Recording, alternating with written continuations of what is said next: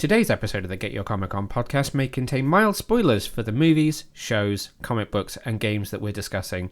And, if you're lucky, there might be some PG-13 language. So without further ado, let's get on with the show.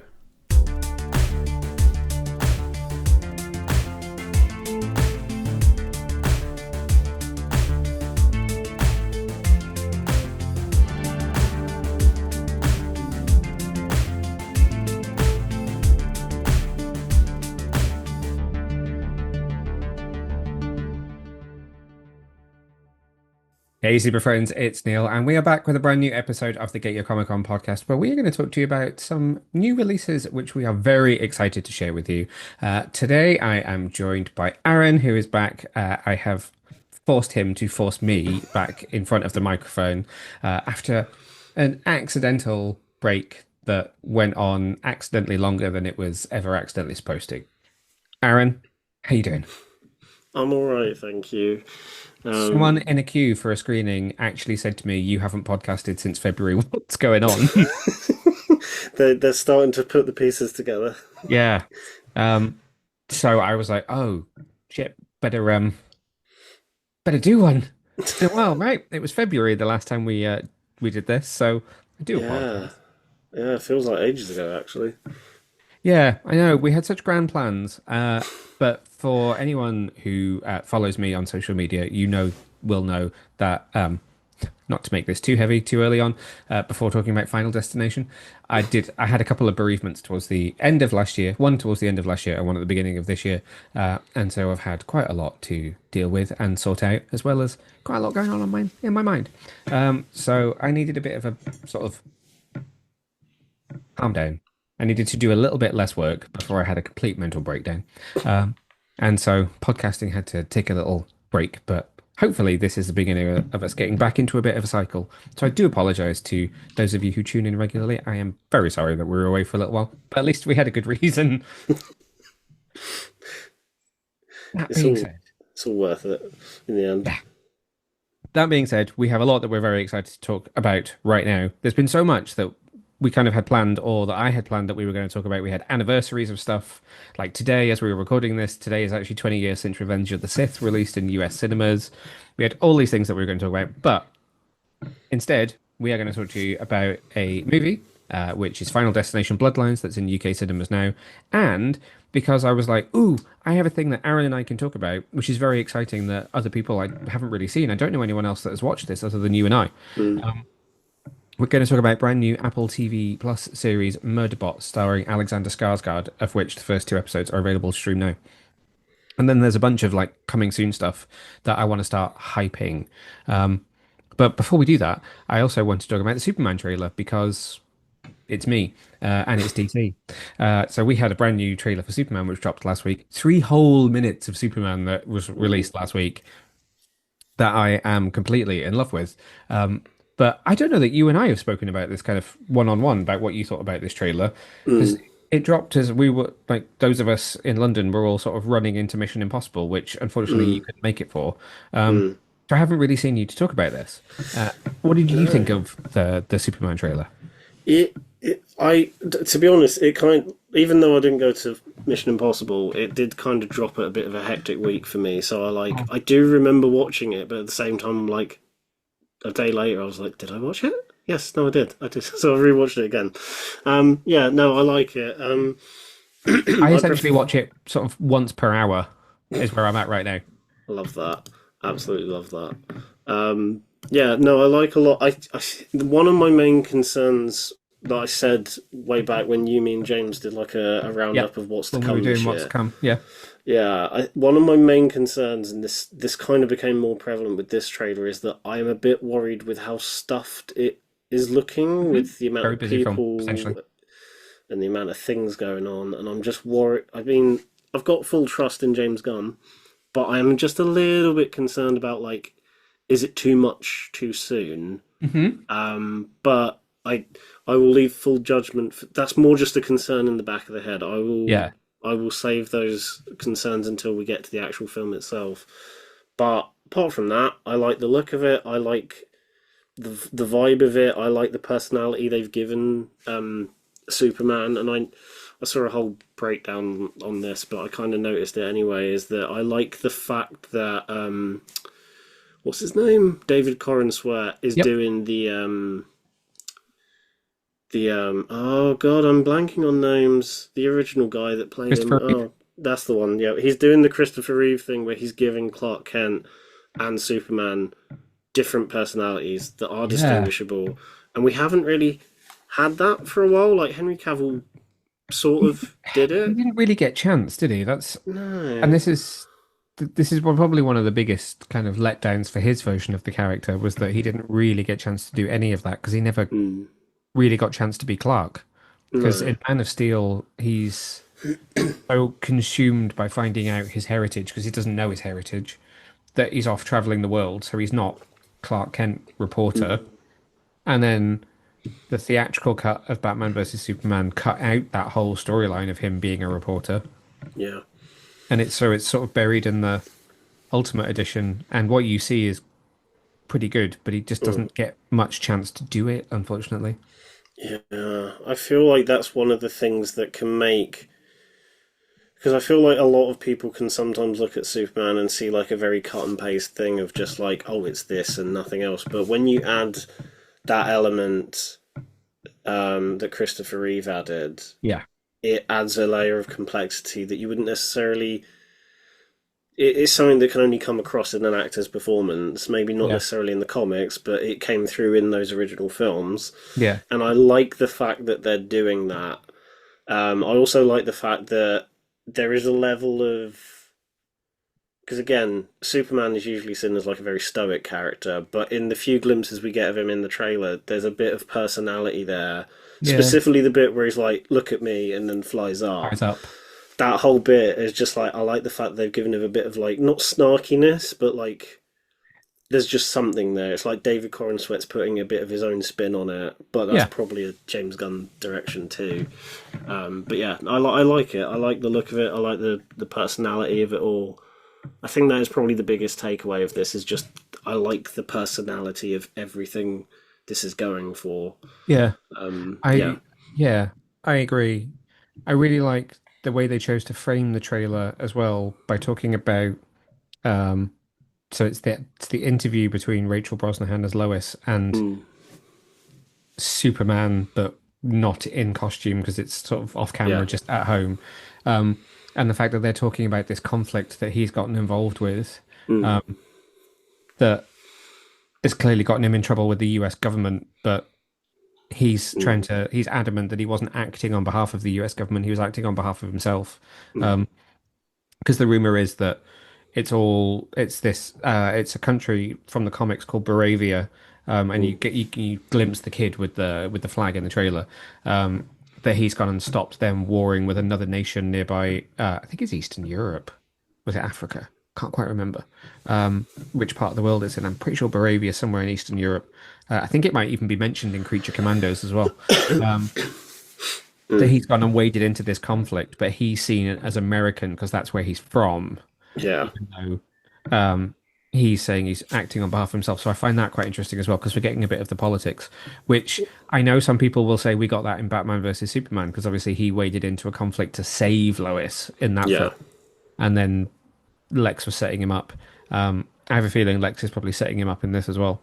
Uh, Mm, but I just really enjoy everything that we get to see, and I'm often not massively a fan of when it's not shot on film and it's more digital. And this mm. feels very digital and it's so sharp. Yeah. That being said, I had not seen the teaser trailer at the cinema until only a couple of weeks ago Mm, when I can't even remember what it was I was at. I went to something a couple of oh, Thunderbolts. I mm. finally saw it with Thunderbolts. It was the first time I'd seen it at the cinema. And that like razor sharp picture that you get when you're watching it on your computer or your phone Yeah. screen looked beautiful on the cinema screen. So I was like, Mm. oh, okay, cool. Actually, it's really cinematic as well as being really sharp and crisp. Um, I'm excited. But, well, why Mm. would there is not that you can see it because it's slightly out of focus, but at the Mm. bottom of that random pile of Funko which has appeared, Mm. because I don't have anywhere to put it yet, is a David Corenswet Superman, Love that. which just came out.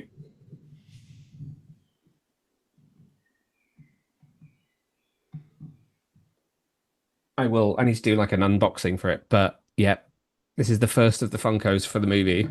I love So that. it's him on a little. So he's flying, um, which I picked up literally yesterday, which I'm very Nice. excited to add to the collection. So I'm diving in on the movie merch early. Um, I'm I trying to think if still. there's anything else that I did do a breakdown when I got back from Mission Impossible. I Mm, realized this is going to sound awful. Sorry to those of you who are listening on podcast platforms, having to listen to me unbox Funko. Yes. If you're watching on YouTube, I am waving the little Superman. I love that they put the S on the back of the cape as well for this costume because that that's was really well missing. detailed for a Funko as well, because It is. sometimes they can feel a bit. It's got all the fine detail in there, which Yeah. is, yeah, he's very cool. So I normally don't actually unbox them, which I realize I've just ripped him straight out of the box, but he's going to sit on my desk. Yeah, I lost my train of thought. I don't know what I was going to say. There was something else about the trailer that I was going to point out. Oh, I did a breakdown. Yeah, sorry, I did a Mm. breakdown when I got back from Mission Impossible. So it was like 11 o'clock at night, and it's you can watch it now. It's up on YouTube. It's me really deliriously just watching it in 4K for the first time because I'd only seen it on my phone, and I'm just like, hmm, ooh, ooh.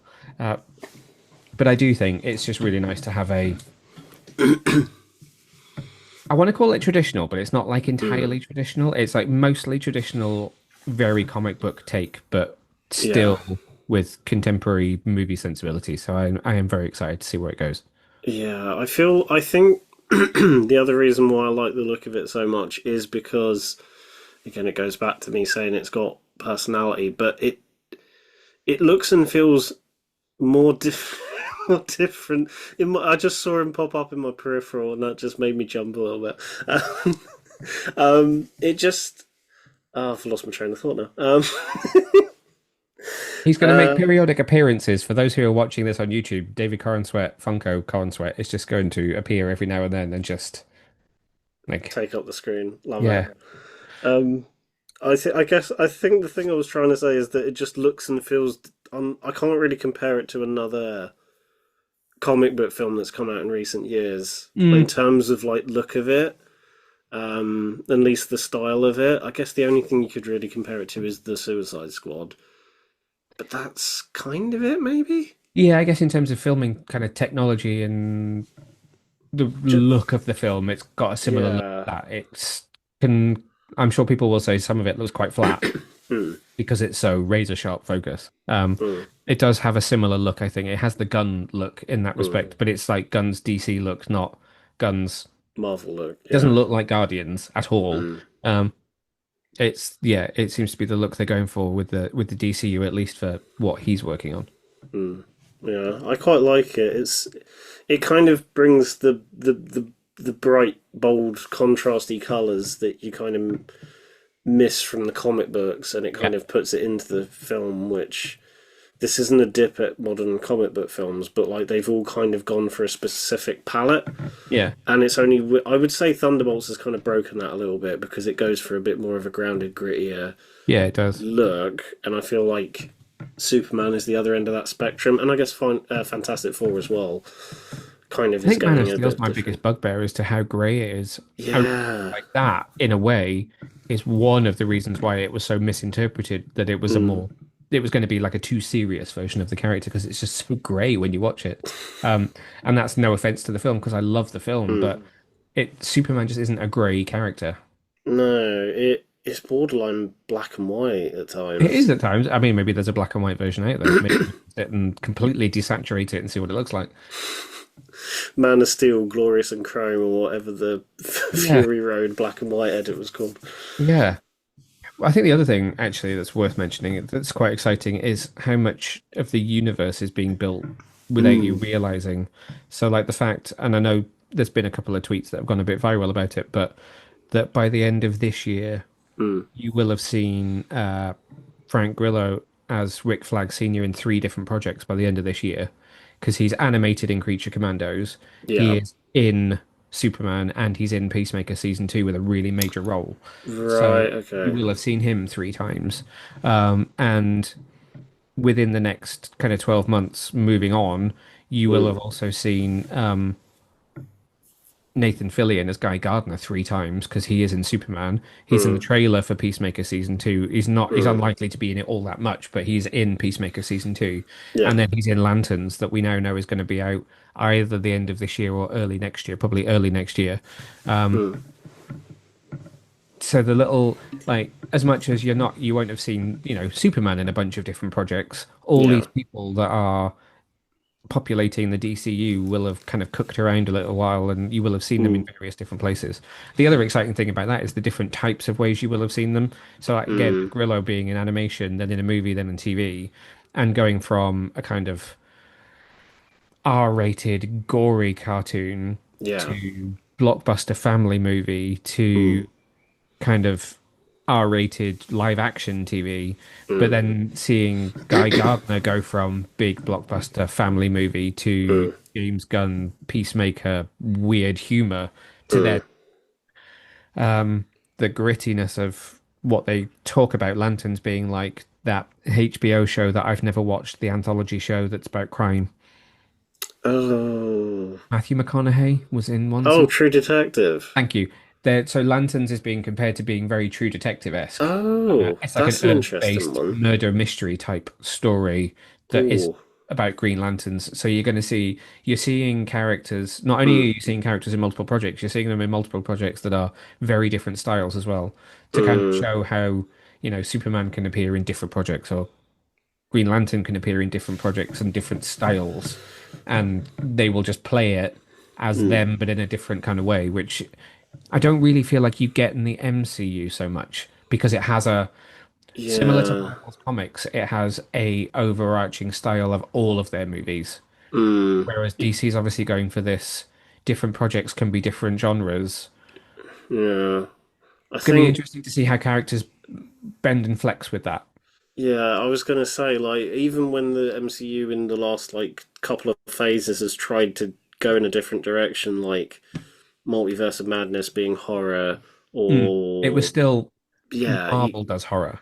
yeah, it still had that. I suppose the only, like, drastic shift is when you go to, like, the Werewolf by MCU Night. stuff. Well, yeah, Werewolf by Night was a drastic shift, but then I suppose the other drastic shift is probably the Netflix shows. Yeah, But true. even them, to an extent, you're still like your brain kind of puts two and two together that they're still connected, despite how gory and violent they can be.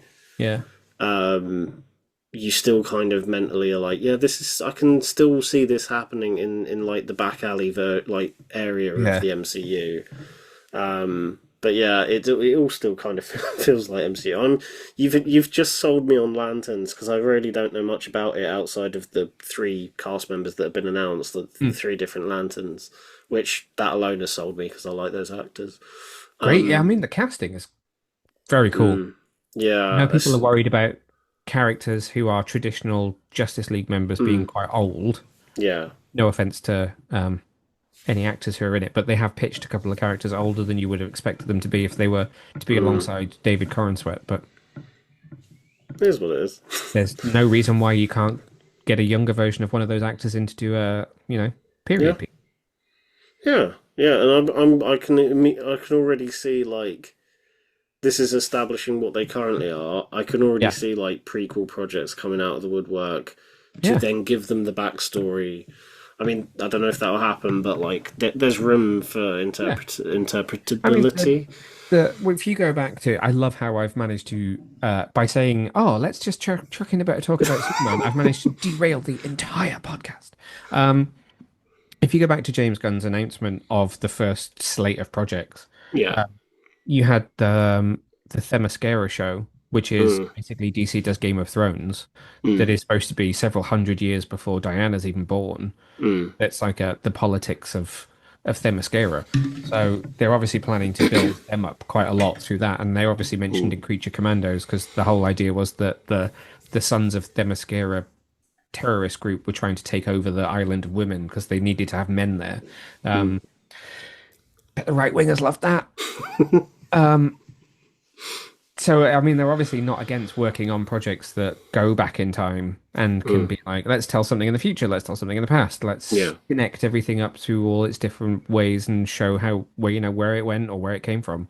So Mm, yeah. No, I like the fact that I think there is a way that they can be done well with all of these projects being a different tone and a different style. Yeah.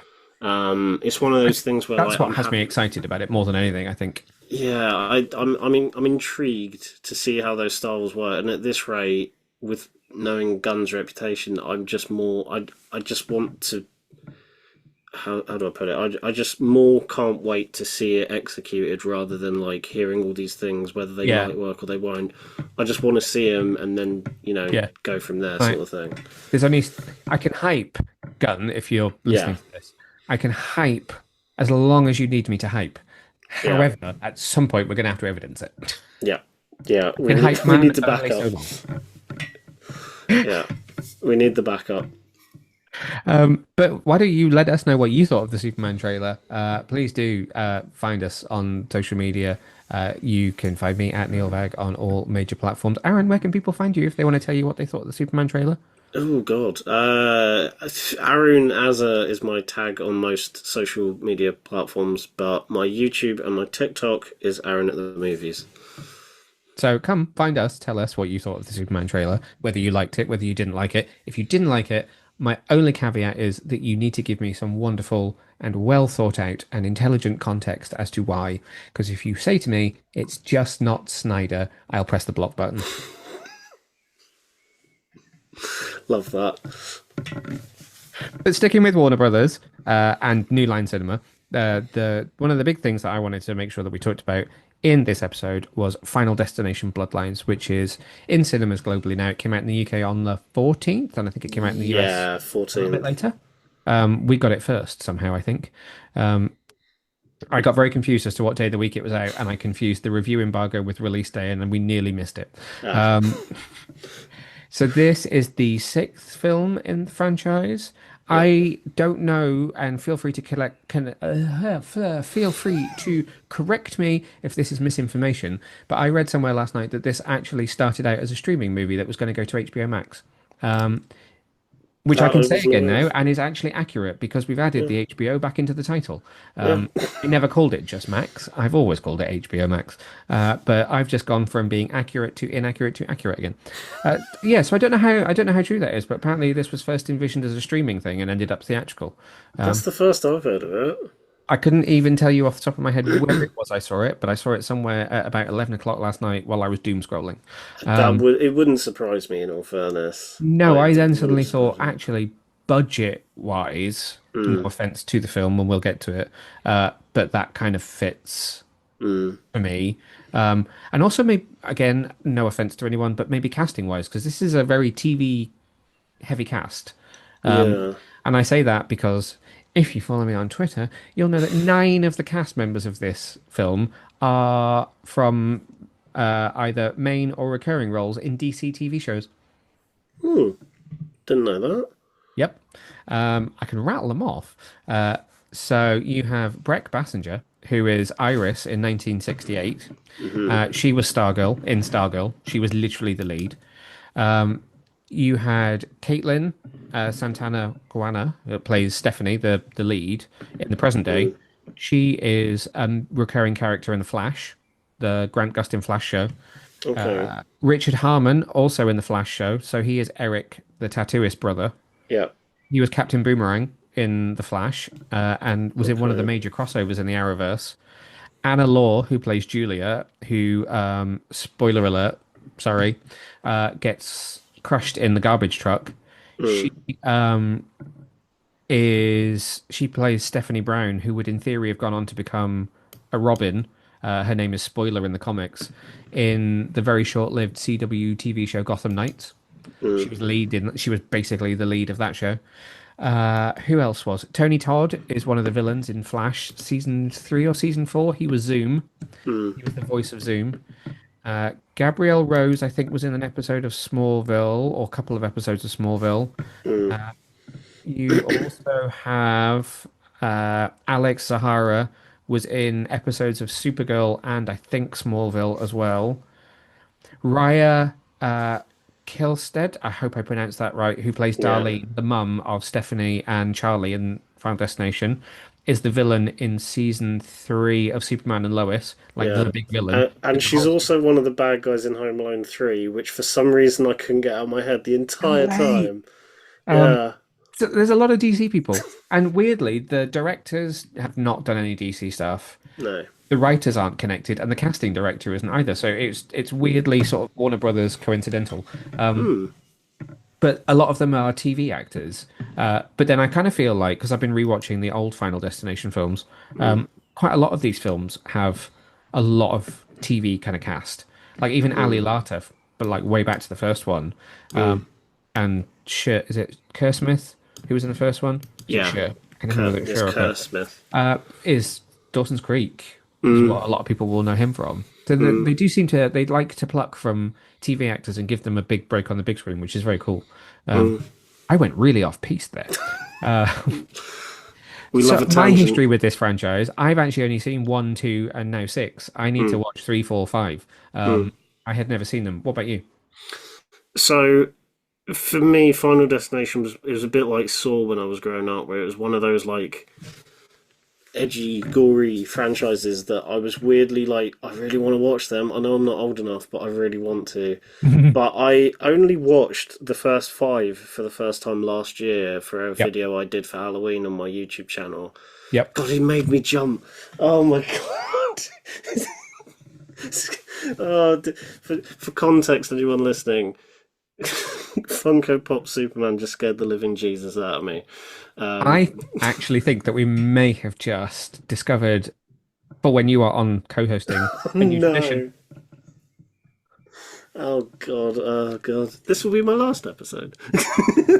At the end of the year, there's just going to be an outtake reel of all the times that I've scared you with Funko Corn Sweat. Oh god, Sorry, that's gonna be Ed, I fun. broke your train of thought. It's So you alright. only watched it last year?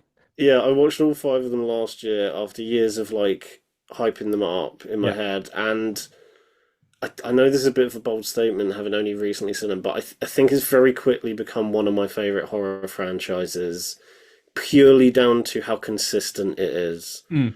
Like, even though the fourth one is probably my least favorite, it's still watchable. Like, I'll still happily stick it on. I think Alien's probably my favorite franchise for quality reasons, but for pure consistency, I mean, it's yeah, blockbuster entertainment value. yeah, It's so yeah. they're all even well from the ones I have seen, Mm. even when they're at their most like kind of cheesy, schlocky, predictable, Mm. they're still really entertaining in a fun way. Yeah, I think I kind of realised this as I was watching the first five is that I sort of prefer and lean more towards the ones a bit like Bloodlines where there is that tongue in cheek, not Yeah. taking itself that seriously, but the characters are taking it 100% Yes. seriously as if it's because my favourites up to this point are the original and five because the characters feel like they're in a drama, but they're put in this really over the top situation, Yeah. and that is that element of paranoia that really just works on top of the like over the top deaths and all of that stuff. That's the element that always kind of intrigues me, and I'm really glad that this one kind of leans more towards that and less towards Final Destination 4, where it's just Okay, so tell stupid. me, what's the issue with four? What does four try and go too serious? So for all of them are fairly consistent in like the tone, Yeah. except for four, which goes a bit overboard with. For first of all of the effects of like out of all of them, the effects in fourth one have aged the worst Okay. because 99% of them are CG, and it's the one film that relies heavily on the 2009 3D gimmick where Ah, everything's going towards flying the at the screen. screen, Okay. but also I'm it with you. has some of the stupidest deaths in the series because at least in all of the others, though the deaths are like over the top, they're somewhat plausible to an extent. Yeah. The fourth one, there are some where it's like, yeah, no, that's not you have to really suspend disbelief for quite a few of them. Plus, none of the characters are likable in that film at all. They're all the worst. Is now Um, time to say Yeah. For those who are interested in the top 10 deaths from the Final Destination franchise, Yeah. somebody who is on this podcast who is not me has got you covered. Yeah. As soon as I finished watching them last year, I was like, I need to do a list of this. And the annoying thing is, now having seen Bloodlines, we'll get more onto this in a minute, but there is a double whammy death in this film that would very easily go at the top. Like, I'm just saying, it's for me, I'm not. I just want to clarify this. I'm not the sadistic sort of like gore hungry, like, oh yeah, I love death in films. But there is a double whammy death in this film, which is like, for the series, for me is an all timer just because of how relentless it is. We will do more. We will go more in depth in it in a bit. Yep, we will. But my jaw was on the floor. So the synopsis of this film is plagued by a recurring violent nightmare. A college student returns home to find the one person who can break the cycle and save her family from the horrific fate that inevitably awaits them. It is basically the biggest film in the world right now. It is the number Yep. one film in the world right now as we are recording this. Now, if I am getting my stats right, the previous record holder in the franchise was an opening weekend, domestic open weekend in the US of 27 million. Mm. And this one, I think that might have been five. It Um, wouldn't surprise me if it was five. and this one, going into the weekend, they were originally talking about 35 million, Mm. and it looked like it was going to be more like 45.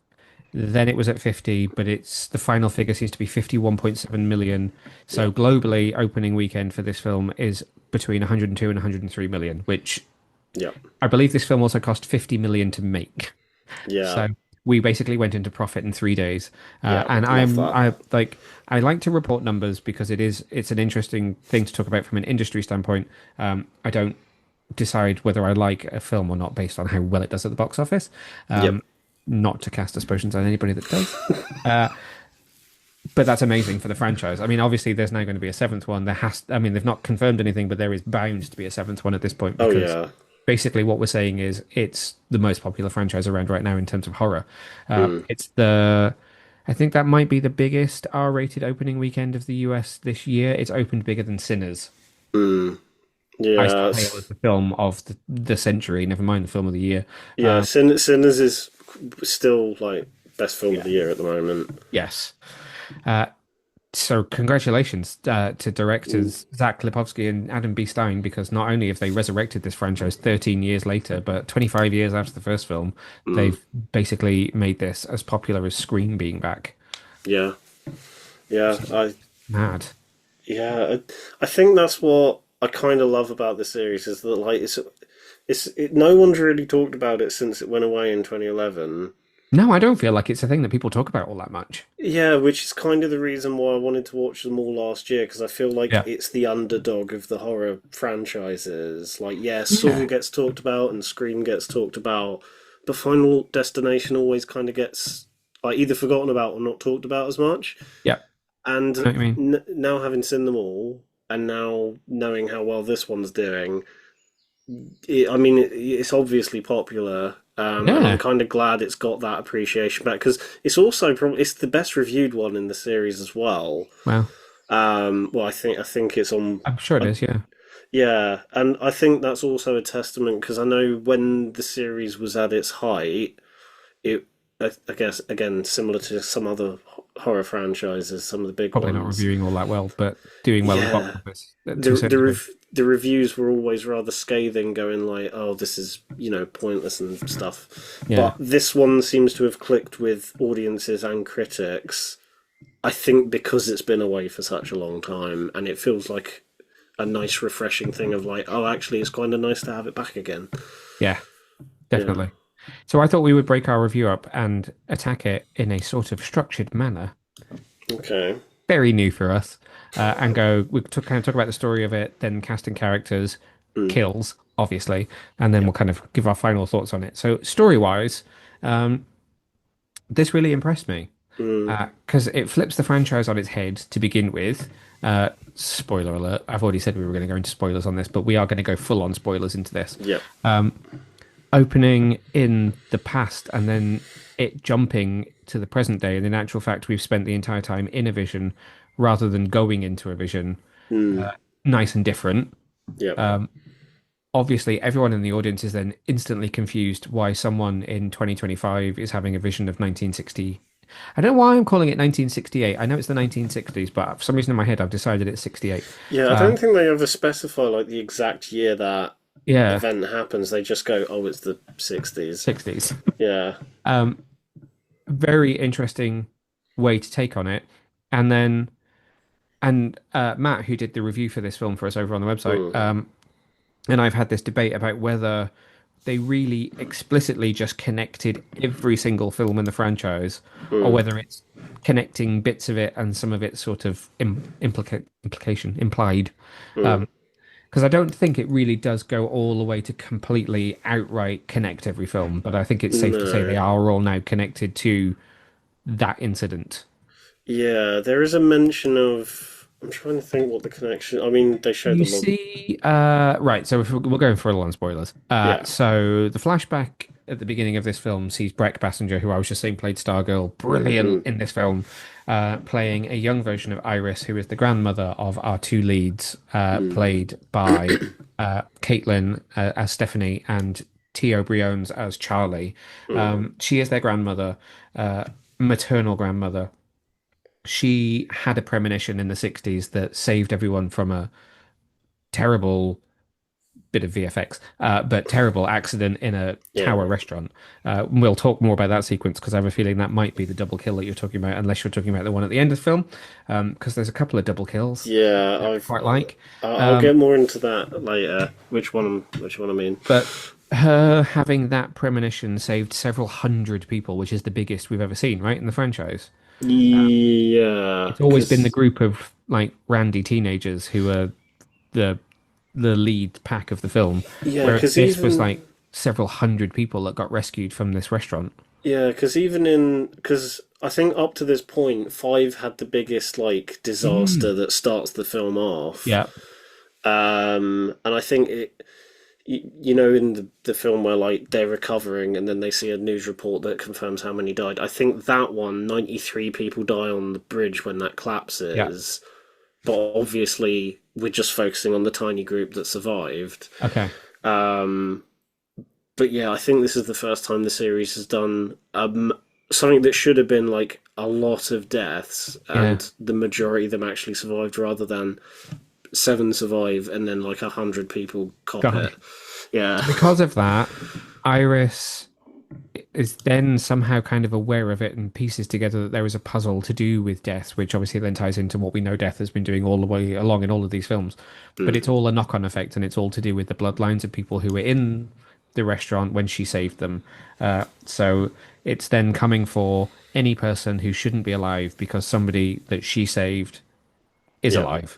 So because that was in the 1960s and we're now 2025, there are children, grandchildren, great grandchildren who all Yeah. shouldn't exist, which means basically deaths after everyone. Yep. Everyone is kind of on the slab in this one. Mm. And that's where I think it's trying to say that everyone in every film is connected. And so what I was going to say was, sorry, Iris has that book. Iris has a book where she's put together news clippings and she's been trying to track people that were in the restaurant who Yeah. had then died and track their bloodlines. And in that book, you see the log truck Mm. and you see the plane. So I think it at least connects one and two. But I Yeah. presume the implication moving on from that is that everyone, in some way, someone in every single film must have had a connection to someone who was in the restaurant. Yeah, I think in terms of her book, they're the only two explicit ones. There Yeah. is a verbal mention from Tony Todd's character about, I'm trying to think, the main character from the second film being the only like Oh one yeah. who actually cheated it. Yes. But apart from that, I think those are the only like explicit things, and even then, I'm not 100% sure. I'm trying to remember now. Yeah. So Yeah. I think it was a good job of recontextualizing the story, connecting it all up, Mm, or offering the potential for connection between all of them mm, to say these aren't all just random events that have happened. They are somewhat random, but they may be somewhat random because death has this really, really grand plan that actually possibly can stem back to one really big incident from years ago that caused Mm. knock on after knock on after knock on, and you suddenly think, wow, this is actually a lot more complex. Um, Mm. and then obviously over the top of that then becomes the here's the group of people that are all trying to save themselves. The difference now being it's one family rather than just a random group of like high schoolers that happen to be in the same place at the same time. Yeah, What did you think of the story? I really appreciated that whole angle actually because I like again I think even though all of the Final Destination films work to a very specific formula, I think the ones that work the most are the ones that either that try and not try and break the formula, but they try and mix things up a little bit. Yep. I think especially the third one up to this point didn't entirely rewrite the formula, but had an interesting way of going about how they try and prevent each of the deaths from happening Yeah. and put like a kind of murder mystery spin on it. Whereas this one, I think having it all be a family, this is probably the most I've cared about a group of characters in any of the films up to this point. Like, yeah, Yeah. I've really liked the cast in the group of characters in the original, but because they're all family, and because obviously in a family there are like what's the word? There are certain members of the family that get on better with others, so you've instantly got like a couple off to the side that are instantly like they're a couple and they're a couple that you root Yep. for, and I like um They're that probably the most variety. well realized set of characters in any. Well, again, I obviously Yeah, haven't seen all of them. In terms of the ones that I have seen, they're the most well written and well rounded characters. They're the ones that feel the most real. the closest is probably five up to this point because again they feel like just a group of people that all work in the same company that are just stuck in this situation and are trying to figure it out. Yeah. And again, I think the way they're written in that one and the performances help kind of ground that. They take it uber seriously, even though the deaths are completely over the top, like I said earlier. And here, there's more of that, but it's kind of amped up to the extreme because they're all close, they're all related, Yeah. and there is that connectivity. And there are some characters in particular that this is the first time in the series where like when they do die, it's actually kind of you're sad to see them go. Yeah. Whereas in some of the previous films, it's like, no, you were a bit of a arsehole. Yeah. I'm glad, you're just waiting for the kills to happen. Whereas here, it's Definitely like, still one character in this film who was a complete asshole who I don't know about when you saw it, but certainly when I saw it, there was a massive cheer when they died. okay, I'm intrigued to know which one you're on about. Piano. Piano. Why have I forgotten? Oh, yeah, the piano. When he got hit by the piano, the whole room was like, I'm trying to think. Is that during the premonition? yeah, Because it I is. don't. Yeah. Yeah. So in theory, he actually survived that. So I'd Oh, love to see yeah. the HBO Max spin-off where we find out what really happened to him. My brain completely forgot about that little kid. Child. Yeah, that little kid. Because my brain immediately was going to the woman up against the window, Oh yeah, sorry, the gets second piano squished about, death, not the and then first my piano brain death. immediately. I think my brain had deliberately like blocked him out of my head because I didn't like him. Oh, I don't know anybody that did. Um, Yeah.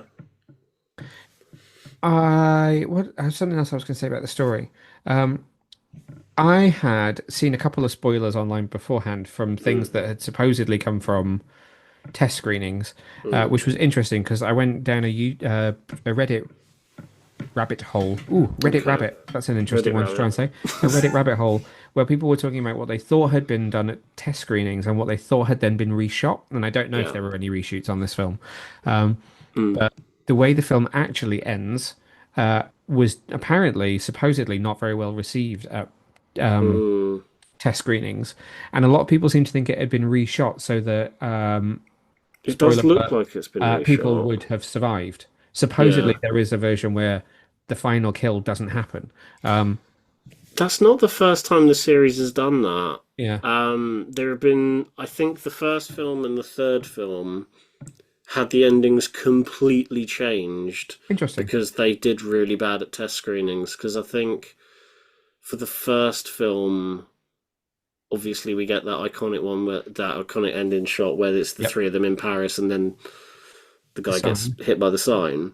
But I think in the original, Alex, I think I'm trying to remember now. Alex dies, and Clear and the guy from Dawson's Creek, Hmm. um, are still alive, but Alex has killed himself to like So that's kind of a weird one. And then for the third film, they try and they all the same three characters survive, but then there's like an implication that Wendy's camera was haunted. And I think test audiences were like, this makes no sense at all. So they then just added the train sequence at the end to just fully Oh, do a just to similar make it, thing that, yeah. So there's a weird history with this franchise of like, they had original plan for an ending and then that just completely changed. bombed. So they They just did did another definitely film. say in an interview with Deadline, or at least what I read on Deadline, Mm. that after test screenings they added more gore. That also doesn't They said surprise me. audiences. They said the studio told them that audiences are much more bloodthirsty now than they used to be, Mm. and they thought they'd pushed it quite far in the original production, but test audiences were like, "No, push it harder," and they did. Yeah, I guess I can kind of tell in a couple of sequences. There's a couple of sequences which feel like they've got quite heavy CGI blood that may not Mm. have been there on set. So I don't know if they went back and reshot anything, or if If they they just edit it in digitally. post added more Yeah. gore. Either wouldn't surprise me to be honest. Yeah. There's one in particular rattling around in my head where I'm like, actually, there's a couple rattling around in my head where they probably amped up the gore a little bit in Mm. post. Um, yeah, that honestly wouldn't surprise me to be honest. So I think my only question mark, and I don't know if I don't think anything about it disappointed me whatsoever. I think I loved absolutely everything about it. But I do Yeah. wonder whether because they were trying to breathe a bit of new life into the franchise, I wonder Mm. whether there was a different ending in there somewhere.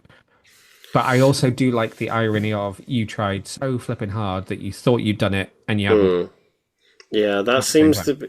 I suppose the new ending makes sense because, like, that seems to be the tradition with, You I th think, almost you might every think single that you've film. broken the curse and you haven't. Yeah, I think every single film has followed that same template of, like, yeah, we're in the safe zone, Yeah. and then they're not, and then cut to credits and they're dead. Spoiler Apart alert from for the rest of two, them. Yeah. although my understanding is that there's a deleted scene from three that suggested that the person who survived two actually died off screen, but that's not canon because it was never actually Yeah. put in a final edit. Yeah, that's thrown out the window, I think now. I think this film's confirmed that.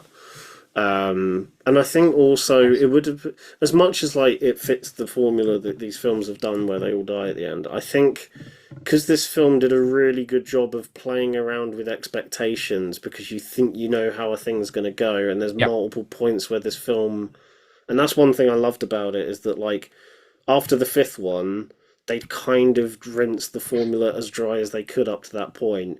Whereas this film does a really, really good job at a couple of points of going, right, you think A's going to happen, we're just going to throw B at you instead. Yeah. But A's still going to come, it's just not at this exact point. I love the fact that one of the trailers is a complete fake out. Yeah, and I really love that because when that scene was playing out in the film, I'm like, okay, I'm not as interested in this because I've seen Yeah, it because I know already. what happens. I've seen it. This is in the Yeah, trailer. I know exactly. Why did you ever spoil this? And then you're like, yeah. And then that kind you of has got me. more implications on the family dynamic when you find out certain things I like did call that. I called it. yeah. The second they weren't dead, I called it. I was like, oh, illegitimate child, not in the bloodline. Mm. I also think, I mean, we'll get more into the kills in a minute, but like Yes. I also think the Get way there. that's executed as well is like they're so busy focusing on Eric that what I think that's also where like the rather cheeky, tongue in cheek, not taking itself seriously sense of humor comes in. Yeah. Because that almost felt like a bit of a comedy sketch. Is like they're so Yes. focused on Eric that in the background, is it Julia Yeah. is getting thrown in the back of a garbage truck? I Yeah. honestly did chuckle when that happened because I was like, yeah, this is perfect. This is the perfect type of humor that the series kind of has and needs. It's Um, almost like an analogy for what death is doing in the film because I mm, love the fact that they've never made it a physical form. It's always been yeah, this just idea of death. yeah. So it's basically the film is toying with us as if the film is Mm. death. Mm. I think that was also so. I've since before watching this film and then after watching it, I've been on a bit of a similar to you. I've been on a bit of a Final Destination rabbit hole online. But apparently, I found out that while they were editing the first film or making the first film, the studio were concerned. I think all the producers and the writers wanted to still push it as like this. It's just this thing that happens, like they do Yep. in the film. But the studio was so worried that like they wanted to put like a shadowy figure in the back to show that there is like a face or a person to it, No, even don't though do it's it. still not an end, even though it's still an entity at the end of the day. But I think the creators still heavily pushed of like, no, it's just this series of things that happened.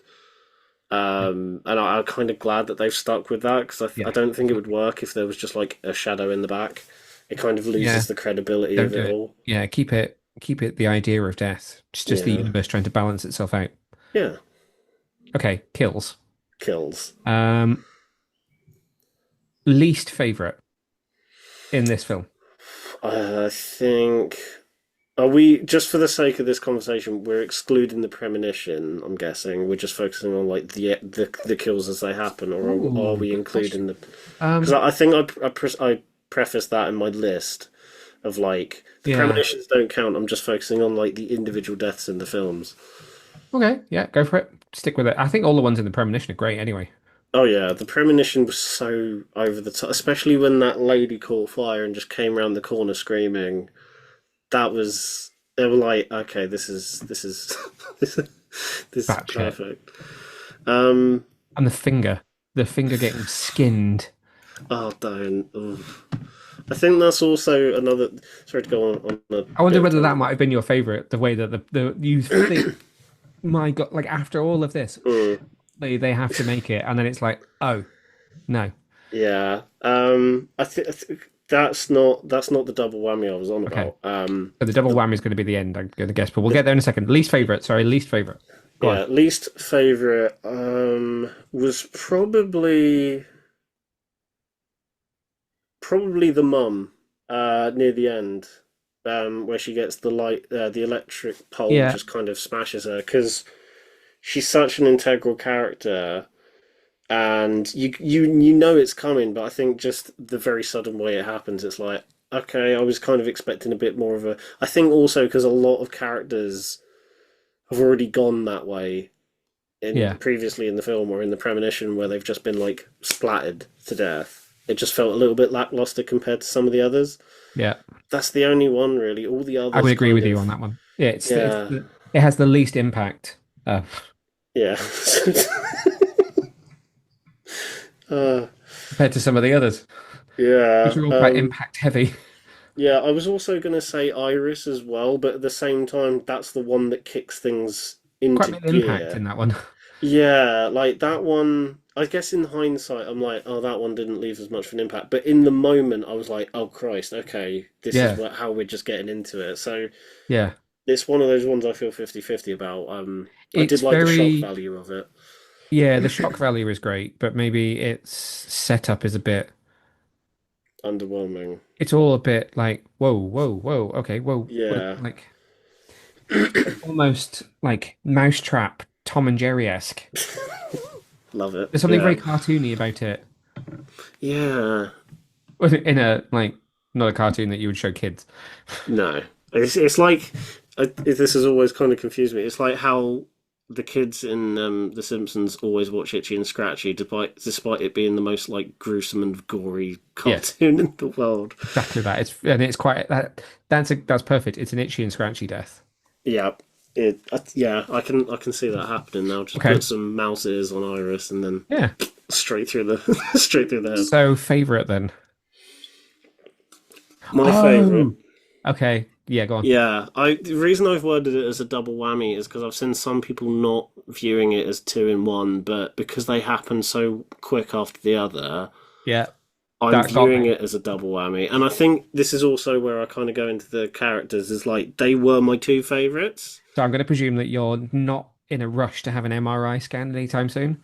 Not really. Yeah, so my favorite death in the film is Eric, very quickly followed by Bobby. I Yeah. think because there was that, this is what I was kind of alluding to earlier, is because there is such an emphasis on those two being like a tight knit unit as brothers. The fact that Eric's already avoided death once, Yeah. and his death is brutal. Like he gets his death is probably one of the most brutal in the entire series. That's again kind of what I was alluding to as like an all timer, Yeah. because it keeps going on and on and on, and you just think like surely it's over now, and then obviously Bobby goes for the EpiPen and then gets a Yeah. bloody was it a spring through his head, Yeah. which again, the suddenness of that one, I was like, Jesus Christ. And then it again just kept going of like showing the spring just corkscrewing his head. I'm like, Yeah. There was not a this lot is, left of him by the end of that. yeah, that it's one of the first deaths.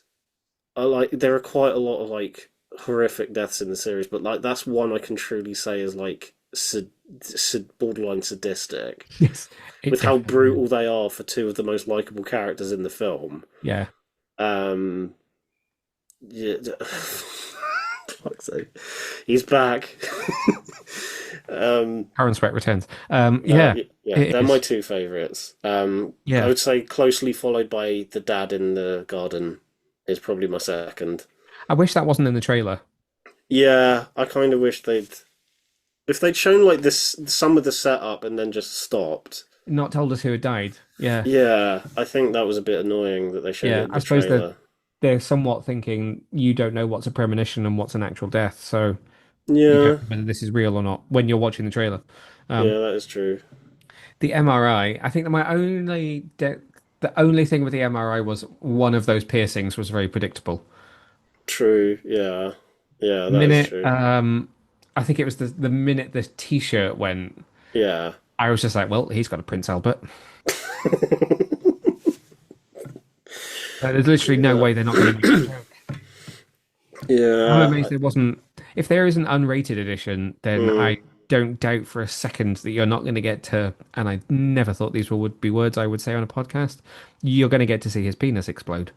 no, yeah, oh God. I think the way I've tried to, because this is the thing, a lot of my friends, when I told them I was seeing this, they were like, "Oh, I'm not a massive fan of gore and horror and all that." Um, and the fact that Arthur, because again, they're not as they don't care about it as much, so like they Yeah, don't mind if I spoil it.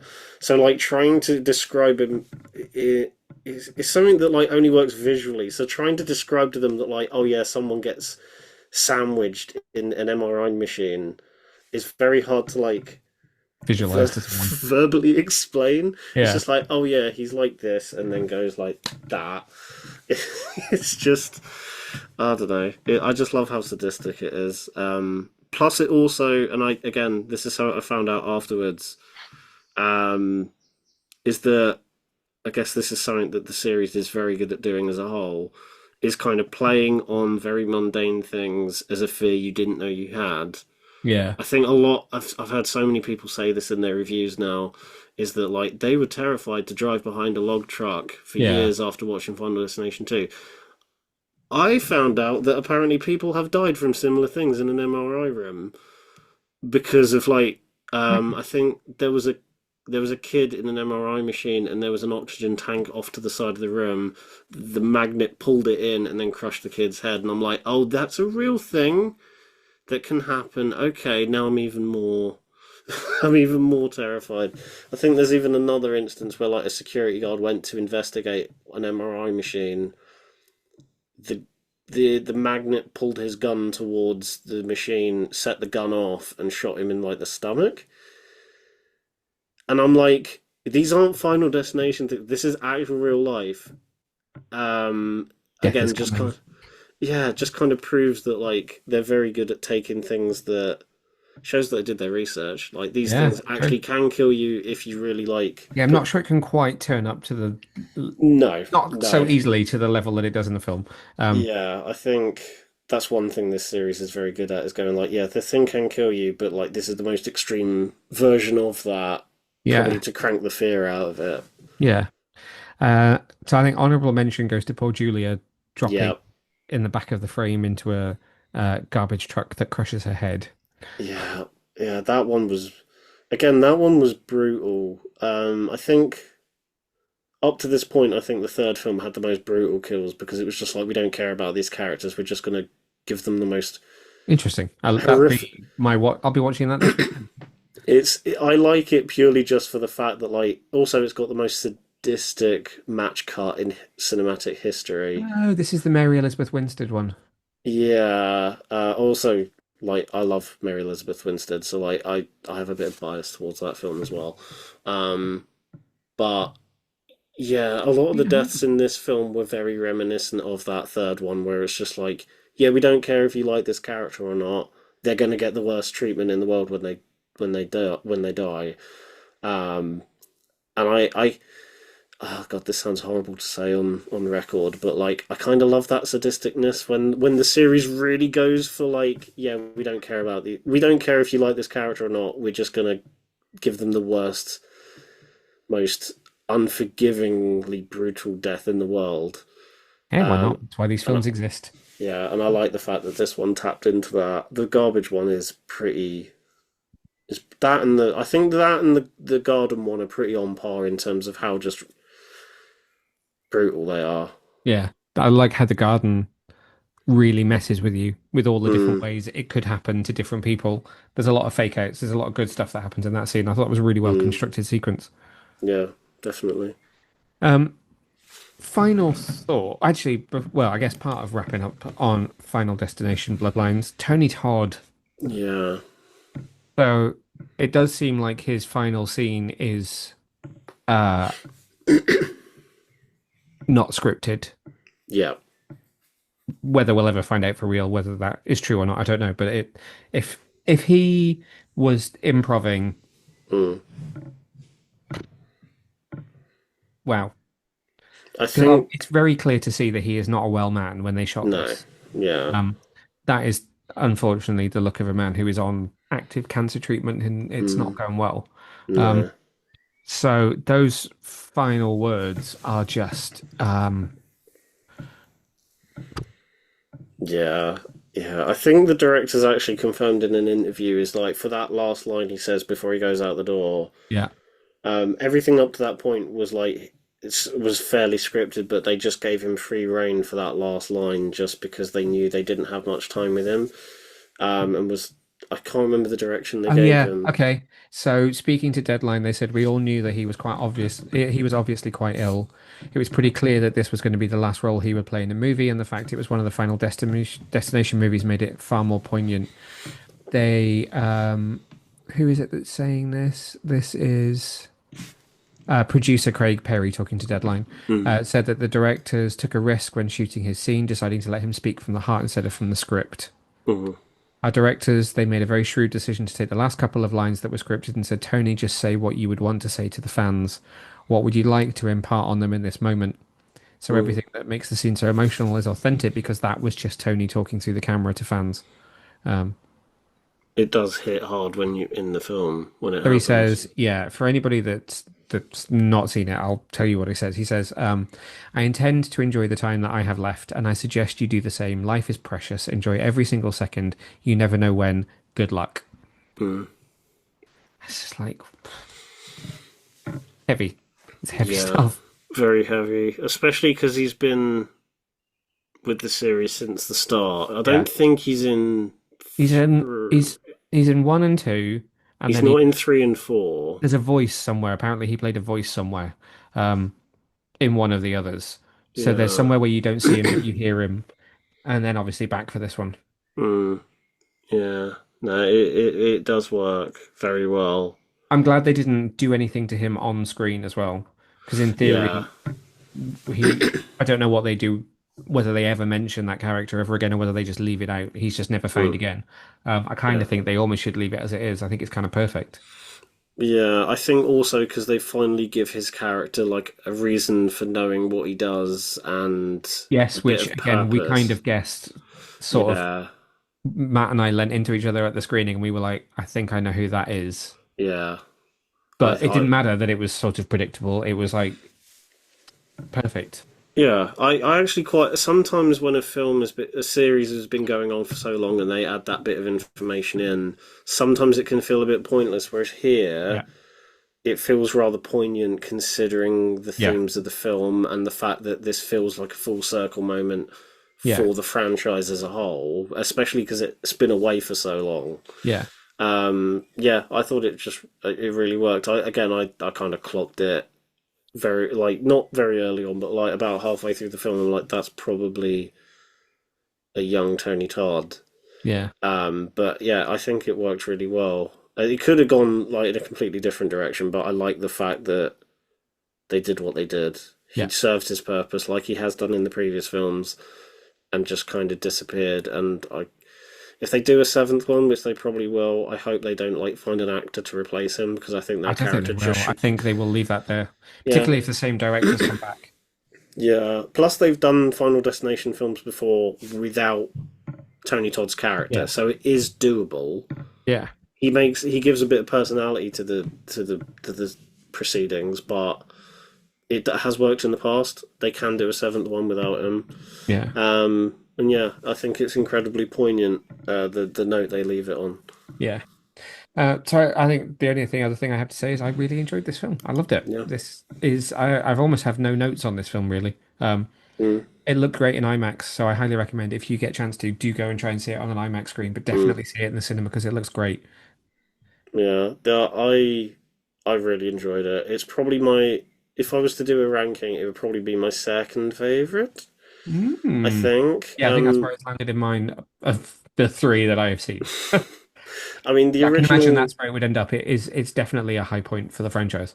Yeah, the original's still my favorite, just because I think it nails that premise right out the gate, Yeah. and kind of does it as best as it could. And the other films kind of put other elements in, but I liked a lot of what this film did. And I if they I it's one of the rare times where like this is the seventh no this is the sixth installment in a franchise, and I would happily see like a seventh, an eighth, a Yeah. ninth, because I feel like there's still so much untapped potential Yeah. for where they could go with this franchise. And I'm just happy to see it back after so long.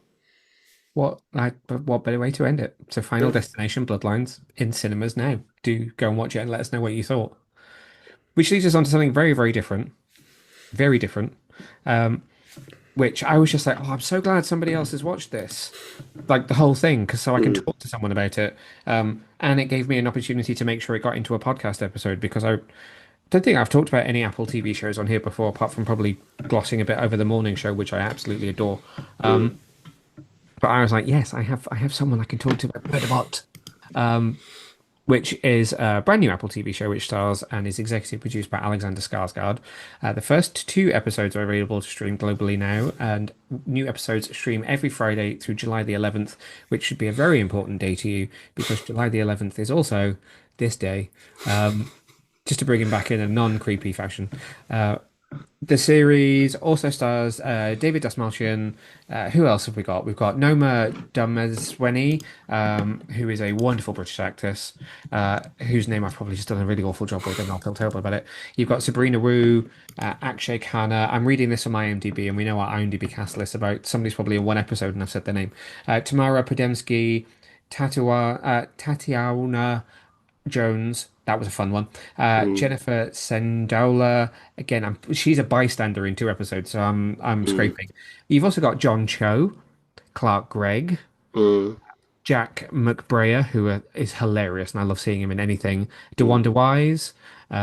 So it's an interesting cast, and Yeah. obviously we'll probably talk about how John Cho, Clark Gregg, and the others come into it because they come into it in a very very fun way. Mm, But most of this show hinges on Alexander Skarsgård. Synopsis wise, again, I'm going with the IMDb one, which I'm not sure is great, but a security android struggles with emotions and free will while balancing dangerous missions and desire for isolation, evading detection of its self-hacking as it finds its place. mm. I always find IMDb synopses to be slightly weird. I don't really think they're official. I feel like No. it's some sort of AI generated, this is what I think this show is about. Yeah, I think when I wrote my review for it for Filmhounds, I just used the synopsis they gave, which Apple gave, What's which is a little bit more. Yeah. So based on Martha Wells' best-selling Hugo and Nebula award-winning book series, The Murderbot Diaries, which I have not read, the Me series neither. is a sci-fi thriller slash comedy about a self-hacking security construct who is horrified by human emotion yet drawn to its vulnerable clients. Played by Alexander Skarsgård, Murderbot must hide its free will and complete a dangerous assignment when all it really wants is to be left alone to watch futuristic soap operas and figure out its place in the universe. That's Yeah, better. that's a much better summary of the show. I'm kind of glad I went with that instead of the IMDb one Yeah. because it's a better realization of what the show's Yeah. going for. So this is a 10 episode show. Both Aaron and I have seen all 10 episodes. We will go in a little bit into spoilers on the first two. Mm, We don't want to spoil anything else because it's a fun kind of ride through to where the show ends up. yeah. And as I said, that's going to be going on till July the 11th. I One thing that I wanted to say was I feel like this works better when you can watch it at your pace. So you can Mm, binge a couple if you want to binge a couple and then maybe take a break. yeah. Yeah, I don't know yeah. that this works weekly. I'm not sure because it's probably similarly to you. I got all the screeners given it in one Yep. go, and because each episode is like 20, 30 Oh minutes. yeah, there's a 30-minute, by the way. This isn't an hour. Yeah, This is a 30 minute. I that surprised me because I think Mm. when I saw the original trailer, I was like, surely this has got to be like prestige drama, hour long sort of thing. Each episode's 30 minutes, maybe just under. I got It's kind of through a lot. workplace comedy in a way. Yeah, I got through a lot of the episodes a lot quicker than I was expecting, Yep. which is why I sometimes prefer watching comedies and I guess animes to an extent, is because those short run times give you Yeah. can fit more in, Yeah. rather than dragging out like an hour or an hour and a half long episode just for one episode. Yeah. Um, yeah, it's very easy to watch in a bingeable format. As someone who's seen the whole thing, I would recommend maybe leaving it a few weeks and then watching them in batches Yeah. rather Watch a than, few. Don't maybe let it catch up to the point where you've got to wait a week. Maybe do yeah, kind of like two at a time. yeah, that's Yeah, probably the because best way to do it. like I said to you, I started it. Mm, I wasn't quite hooked on the first one, but mm, I liked it. The second one hooked me a bit more, and by the end of the third one, I was hooked. And then I took a ridiculous break where I didn't watch any for a few weeks, and then I ended up binging the remaining seven episodes mm, like the day before the reviewing button so that I could get my review written. And I was like, why did I not watch this better or earlier? Because I really. mm. Yeah, So let's do the same thing again. Let's start with like story. yeah, Um, I will say it's not an action-packed show where there's like a massive hook every single episode. yeah, Which is why I think it works better in a binge because it is one overarching story, so you are seeing bits of it in each episode. yeah. It's not it's not the sounds like I'm being critical. I'm not saying this in a critical way. It's not the Mm. busiest show. It's No, quite I sparse. know what you mean when you say that, yeah. It's very straightforward to the point, Yeah. and it's focused on the thing it's trying to do rather than, I don't know, compare it to like Andor, which recently finished. That's a lot of different storylines and Yeah. elements all going on every Yeah, this three isn't sort episodes. of complex. There's no real complex subplots. It's really Yeah, character focused, character driven, and yeah, that character is the Murderbot. It's Skarsgård. Everyone else mm, is supplementary to him and is facilitating his journey. So yeah, it's really all about his experience, how he experiences the situation that they're in, mm, rather than okay, in this episode, Murderbot's going to go here and he's going to do this. It's more like mm. okay, this is the next bit of progression in his journey. Yeah. That is And probably it's the best very way to put it. singular location as well. Yeah, I wasn't expecting it to be so self-contained. I was Hmm. expecting a bit more. Again, also someone who hasn't read the books, Yeah. I don't know what to expect. Yeah. I think the tone threw me off a little bit to begin with, but again, didn't know what I was getting myself in for. No, I mean, I requested those screeners based off the one image of him with the mask because I thought the Mm, design, I love the mm. design of his suit to the point where I was like, this looks awesome. Yeah, Between that title and the design of his costume, I was like, just sign me up. yeah, and you think with a title like Murderbot, it would go in a certain way, but then when Surprising you, lack of murder to a yeah, degree. and then when you actually watch the thing, it's actually not light-hearted, but like it's got a bit more. It's more got comedic sensibilities than like the gritty sci-fi drama that Yeah. again those promo images kind of set up. Yep, definitely. And I don't. I mean, this is pro Alexander is probably the Skarsgård whose back catalogue I know the least, Yeah, I at least was off the top trying of to my think. head. Um, Yeah. so I don't feel like I'm used to seeing in a comedy role. And although it's not outright comedy, Mm, it's very sort of black comedy, dark comedy. Um, and he does it so yeah. well. I've not seen. I think similarly to you, I've not seen him in a lot of the stuff I've seen him in has been like The Northman or Yep. something along those lines that's a bit more darker and grittier. He has been in some dark comedies before. I think there was one, God, back in like 2016 that I wanted to watch but never got around to, called War on Everyone, which is directed by the brother of Martin McDonagh, who I did forgot he In was in Godzilla Bruges. versus Kong. Yeah, there is the other thing as well. There was parts of his performance here that reminded me of that awful Netflix film Mute, Oh, by Duncan okay. Jones. Hmm. Yeah, which I remember not liking when I watched it. But there are, in a good way, there are elements of that performance here, and I do think he is. Yeah, I know he's the main character of this show, but he is the best thing about this show.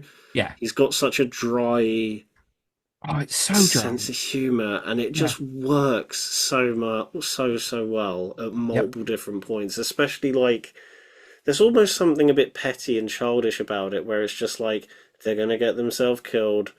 I'm just gonna watch my soap opera. Yeah. There's just that recurring thing of like I He don't care what literally they're does doing. not care. Yeah, and I But at the kind of same love that. time, he kind of does.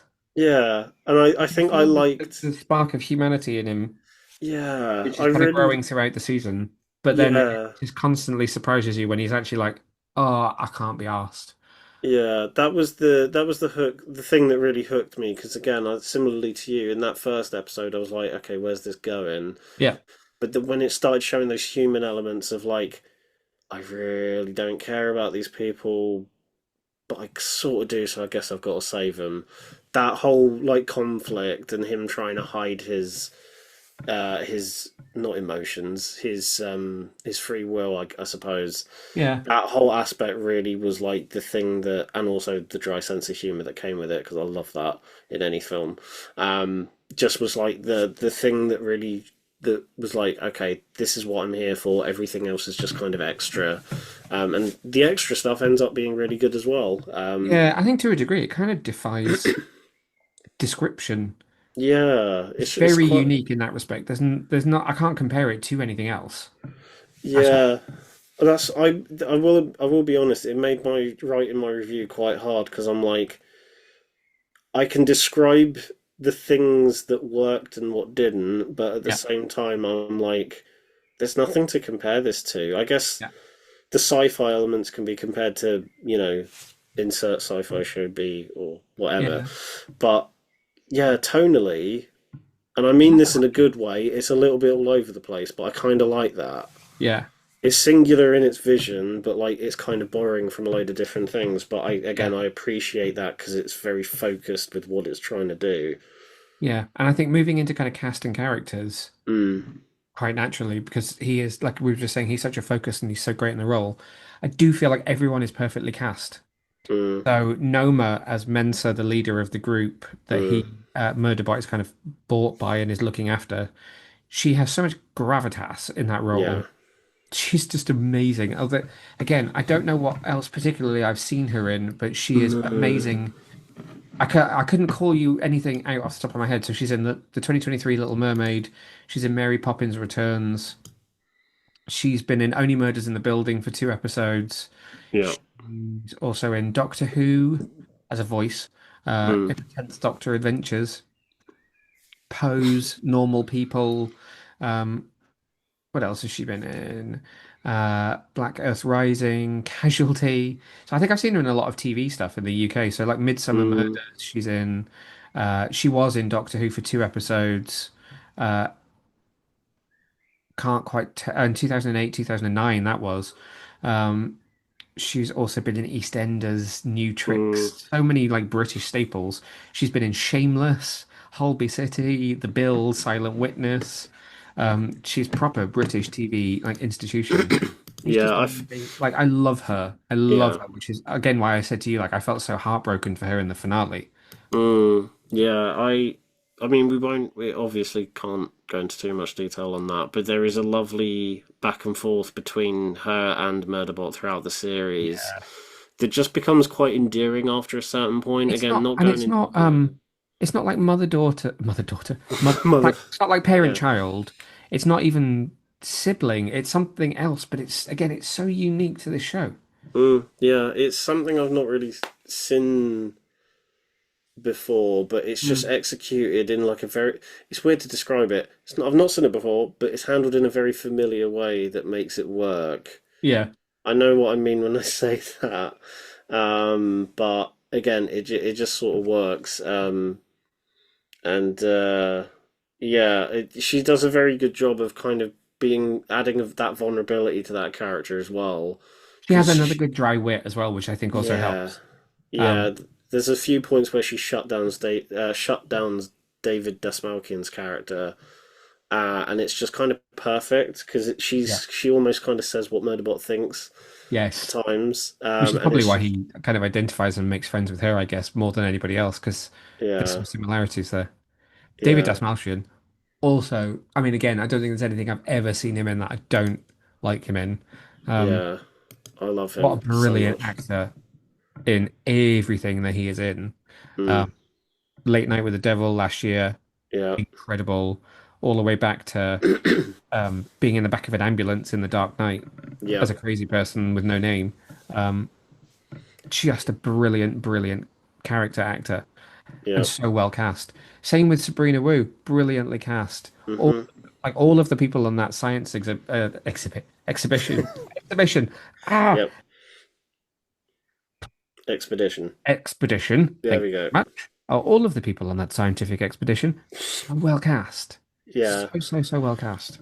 yeah. There's a couple of characters to begin with where you're not sure what way they're going to go, and they could get annoying very quickly. But Yeah, again, there is an endearing element to almost all of them. Even David Desmalkian's character, where like he's it's kind of a bit of an antagonist, really, but yeah, he starts off as the antagonist, but even then, again, not going into any spoiler alert! detail, Spoiler but alert! going later into the series, there he does show that vulnerability. Again, I won't say how or why, but There's growth, that isn't there? yeah, there's a lot of growth, not just for these two characters, but almost the Everyone really. entire group. Yeah, but never in a way that feels like it's then taking away from Murderbot. Mm, It's yeah, all in service of the plot. yeah, I think that's one thing that really surprised me, and is probably one of my favorite elements of the show is just how much likability and we've kind of summed it up here is how much depth there is to all of these characters. It's Yeah, not just a singular one that you care more about than the others. There is a sense of like community and yeah, camaraderie and likability between all of them. Um, all whilst, again, like you said, in service of Murderbot as the main character, yeah, and it's all coming from his point of view. He warms to them as the series goes on, yeah, and you really do feel that throughout the yeah. series. To the point where when you get to the end of the series, and I'm not going to spoil anything that actually happens at the end, Yeah, I was just like, this has to have another season. yeah. I genuinely wanted to see more by the time this Yep. finished. Yep. Um, I'm happy to see a second season because I think they left it on such a lovely note. Yeah. Um, but And an yeah, unexpected one as well, I think, which is mm, also great because I feel like part of the finale points you in a certain direction, and then the final few minutes twist it off in a different direction. Um, that I'm sure some people will see coming, but especially if you've read the mm, books, because I'm sure it probably follows and tracks as to what he does in the books. yeah. Um, but was unexpected for me, but Mm. unexpected in a way that is wonderful for him and sad for other people, and it's just It, really well written. yeah, I found it to be unexpected as well, but I was like, no, this kind of has to happen. I can't Yeah, really see it going any other way. It I can't really say anymore, but like, yeah, it felt cathartic to an extent, is the best way I can put it. yeah. Painful but cathartic at the same time. And then you have this wonderful guest cast in John Cho, Jack McBrayer, Yep. Dewan Wise, etc., Clark Gregg, who are in the soap opera that Murderbot is addicted to, which is just genius. It's Yeah. obviously very heavily influenced by kind of TOS era Star Trek and Mm, sort of 60s American sci-fi shows, but it's mm. so funny. Yeah, I was expecting them to kind of play up, like, not necessarily with the performances. They're all hamming it up as Yeah. much as they can, and I love that. I think Jack McBride is made for that sort of thing. I mean, you just take one look at his smile, and it's like, yeah, fair enough. Yeah. But I kind of thought, I suppose it's one minor critique, is that, like, I thought they'd lean more to that in, like, the visual side of it, because Mm. it looks very polished, yet they're all hamming it up as if it's like a show from the 60s Yeah, or it could have been a bit more 70s. cardboard, couldn't it, on the set? Yeah, I think that's like my one. I suppose you have to kind of think of it in the way of like this is a show that's made in the future, so it's not Yeah. going to have that sort of cardboard DIY sort of look to it. So I suppose it's forgiven in that sense. But I had I wish I suppose that's one thing. I kind of wish I'd seen a bit more of it because it just looks like so much fun, and Yeah. I can tell that they had a blast probably filming those scenes because they look like Yeah. they're just all playing up to it. It I suppose for anyone who's like wanted to compare it to something, it's a little bit like the USS Callister stuff in Black Mirror That's true. Yeah, without that does that have that darker kind of element to aspect to it. it. Yeah. Yeah, without the darker stuff. It's the best way I can put it. And well, touching on the set design for that section, then Hmm. production wise, this is just typical Apple. So it's Oh like yeah, pristine. absolutely like every single frame of this is just incredible. And Yeah. actually, it's not probably not as high budget as you might think when we say it's a sci-fi show about a robot. Hmm. Um, but my God, when they bring out alien creatures, they look Hmm. incredible. Yeah, I think that's one thing I've always. It's not me going on a side tangent gushing about Apple TV, but that's one thing I've always loved about them, even before I had a subscription, is they've always felt like a streamer that kind of views more quality over quantity. Like Yes, they don't have many films and many shows, but the ones they do have, 9 out of 10 times are pretty good, and they put all the money goes on the screen. it's very rare that a Um, show for them only lasts a season. Yeah, yeah, that is true. And I from the Apple shows I have seen, Yeah, um, you can tell whether it be this or Ted Lasso or like the yeah, bits of Masters of the Air that I've seen. I yeah. haven't I haven't had an Apple TV subscription for long, but it shows from the stuff that they've made is that like they put their money where their mouth is. And this is just another really good example of that from the production, the cast, the Yeah, effects. I need to watch Severance. Silo, great show. Mm. Prime Target, brilliant show. The Even their more, films have got slightly better. Like I yeah, seem to be one of the only people that really loved The Gorge earlier I need to this watch year. that. Yeah, it again. You watch it and you kind of go, this very easily could have been in cinemas because the Yeah, quality of it, story wise, performance wise, visually, is that good. yeah. Um, I don't think there's much else to say because it's so, like we said, kind of defies description. Um, Yeah, so I reviewed this for the website. I gave it 4 stars. same. Um, and I said, though it takes a couple of episodes to win over the audience, Murderbot is an engaging series with a heady mix of comedy, action, and humanity. Its message of embracing our flaws and accepting those of the people around us is timeless and effortlessly brought to life by the series' inspired casting choices. Yeah. I mean, my review, which again I did it for Film Hounds, and I gave it again 4 stars. I'm trying to think. How did I sum it up? I'm trying. I'm not trying to copy you, but I'm trying to think what I said. No, no, go Murderbot. for it. Murderbot is a brilliant piece of comedic sci-fi storytelling that intrigues as much as it entertains. It's a show that feels confident in its execution, and this is only reinforced by a fantastic cast who are all working at the top of their game, especially Skarsgård, who is at his funniest here. It doesn't disappoint and consistently delivers from start to finish. This is about to become a lot of people's new favorite TV show. There are only so many adjectives in the world. We're bound to overlap at some point. Oh yeah, I think I abused the thesaurus.com Yeah. for that review. Yeah. Yeah, So you can watch the first 2 episodes of Murderbot on Apple TV now, and new episodes stream every Friday yep. until July the 11th, And otherwise we known as. yep. Super The Day 90. of Superman. And we can't stress enough, if you're not clicking with the first couple of episodes, just give it Yeah, time. keep stick with it. Stick with it. Yeah, just give Please it stick with it time. because it's so worth it. Yeah. I'm going to stick with Apple TV. So before we kind of wrap up, I wanted to talk about some stuff that's coming up because Yep. now that I'm back behind a microphone and I'm able to string most of a sentence together, I feel like we will try and get this up and running again. Yep. Um, I'm seeing Fountain of Youth on Wednesday, which is Apple TV. So this is Hmm. Apple TV. John Krasinski does Indiana Jones Yep. slash National Treasure. And I think it's going to be like a perfect Sunday afternoon family film. I know I'm seeing it on a Wednesday night. Yep. But again, the production values just look insane. Yeah, we have a friend of ours called Charlie who keeps summing it up as like a fake film that doesn't look like it exists. And every time I see the poster for this film, I just imagine it as one of the trailers that plays in front of Tropic Thunder. So I won't be convinced this is a real film until I see I've it seen it. Yeah. I'm when really it looking forward comes to out it. on Friday. Because They're it having comes a out on proper Friday, screening for doesn't it. it? So Yeah, comes out properly Friday, doesn't it? 21st. Yeah. Yeah, that's bloody Oh no, hell. wait, that's when I'm seeing it. Friday is when it's out. Yes. Yeah, cool, right. Oh, I'm so sorry. It's all right. I was going to say I shouldn't be allowed out of the house, but I'm in the house. Um, but there is lots coming up that there is to be excited about. So Yeah. this week you have Lilo and Stitch. Oh, Hmm. this is the Hannah Waddingham double whammy. Yep. This is the Wadders whammy. So she's in Lilo and Stitch, which is out this week. Yeah. From the reactions that I've seen and people I've spoken to who've seen it, everyone absolutely adores it. And I'm talking about people who adored the original. Mm. I haven't seen the animated one. I don't know it. I've never seen it. I'm shocked. I'm so shocked. I, Yep. I'm not going to go on a tirade to, like a rant Right, here, okay.